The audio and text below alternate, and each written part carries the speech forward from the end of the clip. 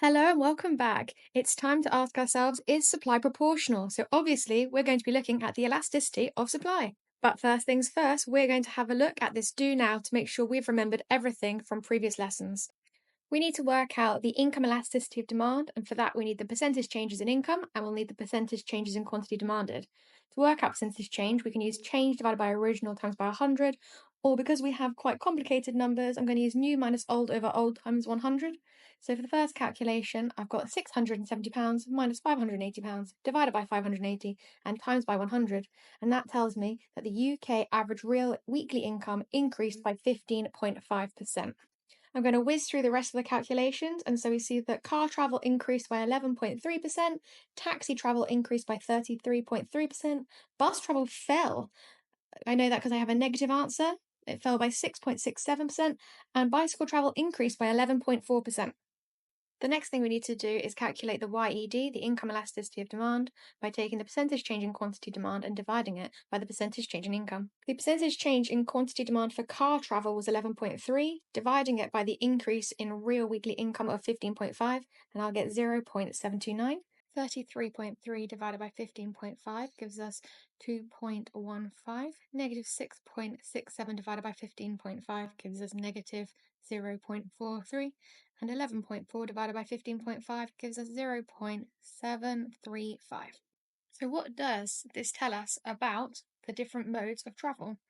For car travel, a YED value of 0.729, it's a positive number, so we know it's a normal good. That means that as real income increases, demand increased. We can also see that the number is between 0 and 1, and so that the change in consumption was less than proportional than the change in income, and so it must have been a necessity. The 2.15 YED value for taxi travel, it's positive, so we know it's a normal good. Again, as the income rose, the taxi travel consumption rose, but it's a luxury this time because we can see that the change in quantity demanded was more than proportional than the change in income, giving us that YED value greater than 1. For bus travel, we saw a negative result. This tells us it's an inferior good because as income rose, fewer people chose to take the bus and quantity demanded fell. And so that means it's an inferior good. It has a negative YED. Finally, bicycle travel had a YED of 0.735. Again, this is positive, and so it means it's a normal good. As income increases, we expect to see an increase in consumption. But it's again between 0 and 1, and so it's a necessity because the increase in quantity demand was less than proportional than the increase in income. So our objectives today are to recall and understand the factors influencing price elasticity of supply. The definition of price elasticity of supply is that it measures the responsiveness of quantity supplied to a change in price. So let's think about this in context. One of these diagrams represents the supply of an apple farmer who currently sells apples, and the other is a diagram for a SIM card company that has a large stockpile. Consider the firm's reactions to an increase in price to correctly identify the matching diagrams. If you guess that the first diagram was the SIM card company, you would be correct. This is the elastic supply. We can see that if price increases, we have a more than proportional reaction in quantity supplied. This was partly because they have a large stockpile, so when prices went up, they were able to quickly react by increasing the supply. You can see from my diagram that the increase from Q1 to Q2 is more than proportional than the increase in price, and therefore we have an elastic supply. Whereas our second diagram shows an inelastic supply curve. This was our farmer. If he originally had his price set at P1 and he was supplying at Q1, and there was a change to the market and price increased to P2, we'd see an extension along supply, but the change in quantity would be less than proportional. If he is an apple farmer, it obviously takes a long time to grow the apples, and so he would not be able to swiftly react to the market, and the amount he could increase his supply by would be less than proportional. So he has an inelastic supply curve. Now, it might be all well and good understanding what I've just explained, but sometimes under pressure in the exams, you need a quick trick to remember how to model these diagrams. An elastic supply has quite a flat slope. It's got a low gradient, whereas an inelastic supply has a very steep slope and a very high gradient. They're both positive because supply always goes to the sky. But how do you remember which one's which under pressure? A little trick that I like to remember is that the beginning of an elastic supply curve looks like the beginning of a letter E, and an inelastic supply curve looks like a capital I. As well as having the definitions written down, you need to know the calculation to work out the PES value. It is the percentage change in quantity supplied divided by the percentage change in price. It's important that you know if the PES is less than 1, you have an inelastic PES. If the PES is greater than 1, you have an elastic PES. Now, you might be wondering, do we have to worry about the absolute values when it comes to PES? Well, if we see an increase in supply, that'll be because of an increase in price. So we'll have a positive PES. If we see a fall in quantity supplied, that would be because there was a fall in price. And we'll still get a positive PES because a negative divided by a negative is a positive. And so no, you do not have to worry about the absolute symbols because you should always get a positive answer when it comes to PES. You know it's time to get those flashcards back out and write down what factors affect the price elasticity of supply. S stands for stock. The more stock a firm has, the more able they are to respond to price, and therefore the more elastic their supply will be. A stands for the availability to substitute factors of production. The more you are able to switch your factors of production, the more elastic your supply will be. So, for example, if you own a factory and you can quickly switch using machinery to produce a different good, or if you have a farm and you're able to switch your production from growing soybeans to almonds, you have a more elastic supply than someone else who is not able to switch. T is for time period, and again, this is context specific.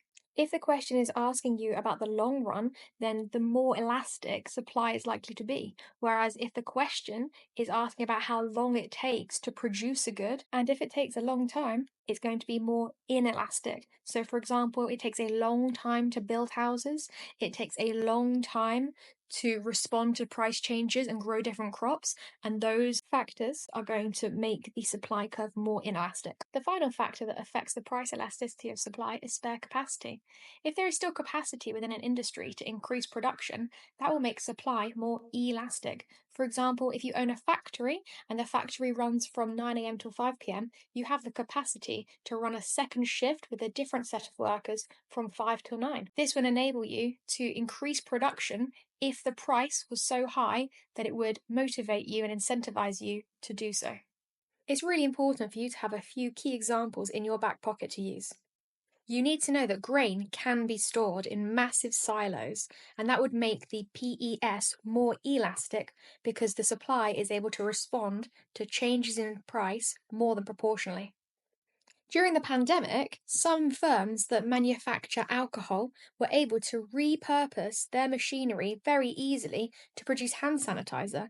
That's an excellent example of substituting factors of production. So, if you come across a question where firms are able to use the same capital to produce different goods, they're likely to have a more elastic supply. Likewise, if a farmer is able to grow 2 different crops on the same land, that will then make their supply more elastic. You will also have to consider the element that it takes time to grow crops, and so that may counteract the elasticity. Get ready to pause the question so that you can answer it yourself.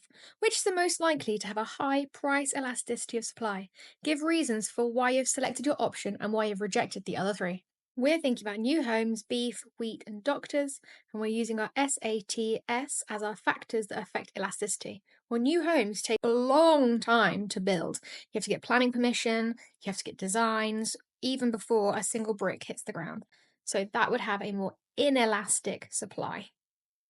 It also takes a relatively long time to rear a cow to become beef, and so it's going to be more inelastic for that factor. Also, we can't stockpile beef in the same way we could stockpile non-perishable goods, and so that's another factor that contributes to having an inelastic supply. Wheat, on the other hand, can be stored in massive silos. It usually comes from farmers that have land that they can switch to producing wheat from other grains. Time is also another factor, and in comparison to the other goods we've discussed, It only takes one season to grow wheat, and so it has a shorter time in which the farmers can respond to changes in price, making it the more elastic option. And finally, doctors. It takes a very long time to train a doctor. You definitely cannot stockpile doctors. Most other workers are not able to switch into that profession because they don't have the skills. Most doctors do not have the spare capacity to work additional shifts, as they often work very long shifts already. Now, it sounds strange to speak about people in this manner, but this is very important when it comes to labour market analysis. And so the supply of doctors is very inelastic for these reasons. And here is another question for you to pause and have a go at yourself. Over the lockdown, the demand for flour increased as people started baking at home. The price of flour rose from 67p per 1.5 kilograms to 70p per 1.5 kilograms. The supply of flour increased from 14,800,000 tonnes, which is 14,800,000 tonnes, to 16,000 tonnes, which is 16 million tonnes. Calculate the price elasticity of supply. We start with our formula that PES is equal to the percentage change in quantity supplied divided by the percentage change in price. And we know to calculate the percentage change in price, we do new minus old over old times by 100. That is 70 minus 67, all divided by 67 times by 100. And that gives us 4.5%. Next, we work out the percentage change in supply. We take the 16,000 tonnes and we subtract 14,800, all divided by 14,800 times by 100, and that gives us a percentage change of 8.1%. You might have spotted that I simplified the fraction in the numerator and the denominator by 1,000 tonnes. Because I did the same to the top and the bottom of the fraction, it is fine, it doesn't change the value of my answer. And so the percentage change in supply was 8.1%, the percentage change in price was 4.5%, and 8.1 divided by 4.5 gives us an PES of 1.8, which is greater than 1, and therefore we have an elastic PES. Get ready to hit pause again and have a go at this question. Assuming the PES of new houses is 0.2 and the average new build home in the UK was sold for £180,000 in 2010 and £240,000 in 2019, approximately 90,000 new homes were sold in 2010. Ceteris paribus, how many new homes would we expect to see built in 2019? Think about what assumptions you're going to make and what variables you have to take into consideration in real life. I'm going to start by writing out my PES is 0.2, and my PES equation will be the percentage change in quantity supplied over the percentage change in price, and I'm going to have to work out the percentage change in price. So I've done new minus old over old times by 100, and I got a 33% increase in price. But we don't know yet what the percentage change is in quantity supplied. PES, as I said, was percentage change in quantity supplied over percentage change in price, and we have two pieces of information. 0.2 is equal to X, something unknown, divided by the percentage change in price, which we just worked out is 33.3%. If I times both sides by 33.3%, I'll find my unknown value. X is equal to 0.66%. If I want to increase something by 0.66%, I want to divide 100% of it plus 0.6% of it. That would be 100.6%. 100.6 divided by 100 is 1.006, recurring in my case, and that is the multiplier. So my original 90,000 houses times by 1.006 gives me 90,600 new houses that I can expect to be built in 2019. But what are some of the assumptions that I've made? Well, I assumed ceteris paribus. It was stated in the question, and all the questions that I've been doing, I'm assuming that all other factors are remaining equal. You have made it to the final question. Okay, so Airbnb is an online platform that allows people to let out their homes, typically to other people on vacation.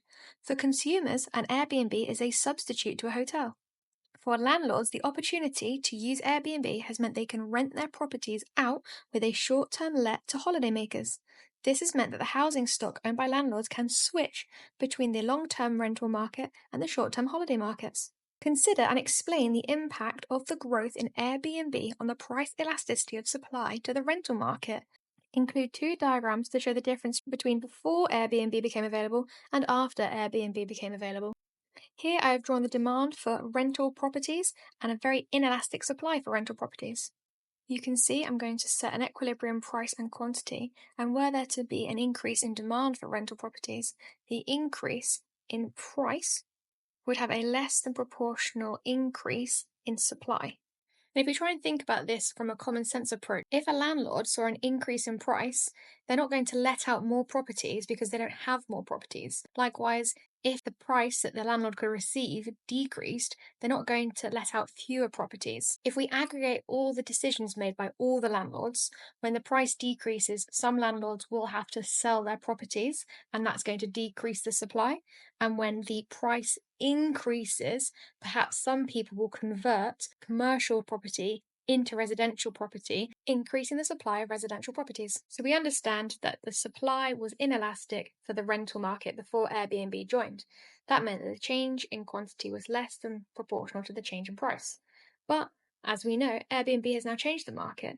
The supply has become more elastic because landlords can now switch between two markets. They can either be in the rental market, providing their properties for long-term lets, or they can be in the Airbnb market, which typically has short-term lets that is used by holidaymakers. I've shown this in my diagram by drawing supply as elastic and having a lower gradient. It's not as steep. If I increase my demand, my price will increase from P1 to P2 and quantity will increase from Q1 to Q2. We can now see that the increase in quantity is more than proportional than the change in price.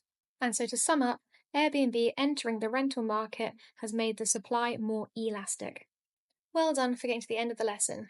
You've got 2 more to go in this unit, and you've done your first unit of microeconomics.